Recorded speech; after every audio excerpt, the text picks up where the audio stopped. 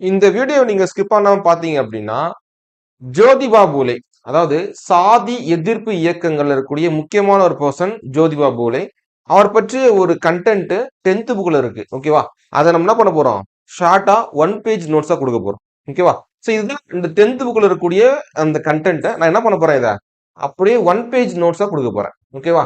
என்ன பண்றீங்க அப்படின்னா, நீங்க இந்த வீடியோ பார்த்துட்டு இருக்கும்போது ஒரு நோட்டு, ஒரு பென்னு, ஹைலைட் வச்சுக்கிடுங்க. ஓகேவா? சரி, வச்சுக்கிட்டீங்க அப்படின்னா இந்த அப்படியே பார்த்து நோட் பண்ணிட்டு வர வேண்டியதுதான். பெரிய வேலைலாம் கிடையாது. ஓகேவா? இதுதான், நீங்க பிடிஎஃப் எல்லாம் கேட்க தேவையில்ல.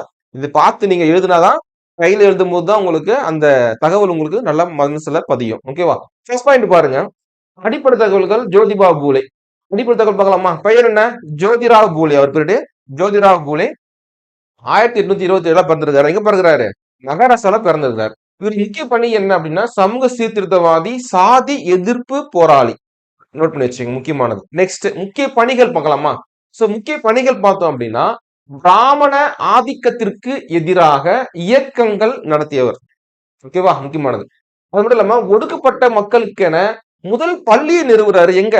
1852 பூனாவுல நிறுவுறாரு. பெண்கள் மற்றும் தாழ்த்தப்பட்ட மக்களுக்கு கல்விக்காக போராடியவர் இவர். இவருடைய அமைப்புகள் பார்க்கலாமா? சத்திய சோதக் சமாஜ். ஓகேவா? சத்திய சோதக் சமாஜ் சொல்லுவாங்க.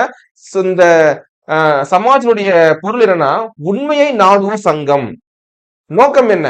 சாதி வேறுபாடின்றி சமத்துவம், சுயமரியாதை வாழ்க்கை. ஓகேவா? நோட் பண்ணி வச்சுங்க.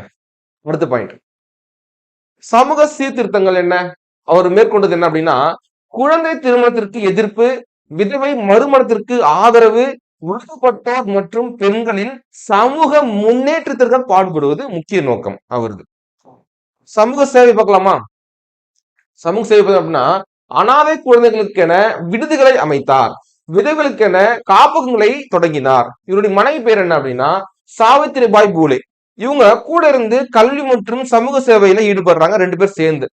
நிலைப்பாடு என்ன அப்படின்னா, இவரு அந்நேர அரசியல்வாதிகளுக்கு எதிராக செயல்படுறாரு. என்னன்னா, இவரு ஆங்கிலேய ஆட்சியை ஆதரிக்கிறாரு. ஏன் அப்படின்னா, காரணம் ஒடுக்கப்பட்ட மக்களுக்கு சமத்துவம் கிடைக்கும் அப்படின்னு அவர் நினைக்கிறாரு. அதனால ஆங்கில ஆட்சியை அவர் ஆதரிக்கிறாரு.